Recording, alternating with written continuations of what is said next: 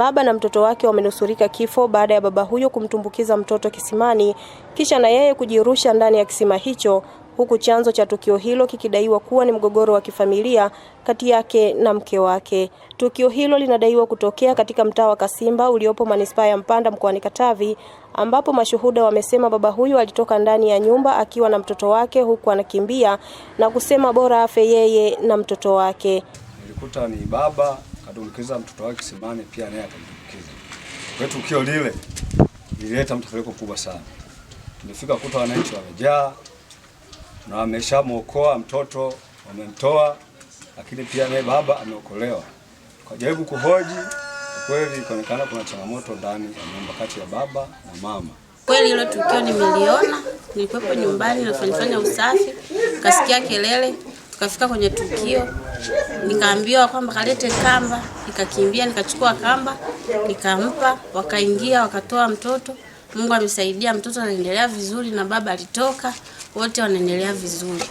Ilikuwa asubuhi, sikumbuki ilikuwa kama majira ya saa ngapi. Nimetoka ndani kwangu, nikamwona jirani yangu huyo akatoka ndani kwake, akiwa anazungumza maneno fulani hivi. Nikaona moja kwa moja anakimbia akaja kujidumukiza kisimani, lakini hapo kisimani alikuwa anachota mke wangu maji. Kwa hiyo ndo alipofika pale akadumbukia moja kwa moja. Akizungumzia tukio hilo, mwenyekiti wa mtaa wa Kasimba Leonard Nswima amesema alipigiwa simu na majirani na kupewa taarifa hizo kuhusu baba na mtoto huyo kutumbukia kisimani. Ilikuwa ni saa 2 kama dakika 10 hivi, nimepigiwa simu na majirani, wananchi wema, kwamba kuna tukio la baba na mtoto kutumbukia kisimani. Basi mimi nikawa nimesogea eneo la tukio, nikawa nimefika hapo kweli kukuta hali kama ilivyo. Na kwa maelezo ya haraka ni kwamba kwa maelezo ya majirani kwamba ilionekana kulikuwa na mgogoro kidogo kati ya baba na mama.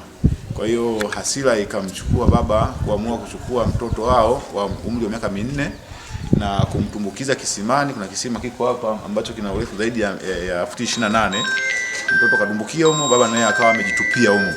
Lakini mama wa mtoto akaanza kupiga kelele na majirani wakawa wamesogea na kuingia humo ndani kwenda kuwaokoa baba na mtoto.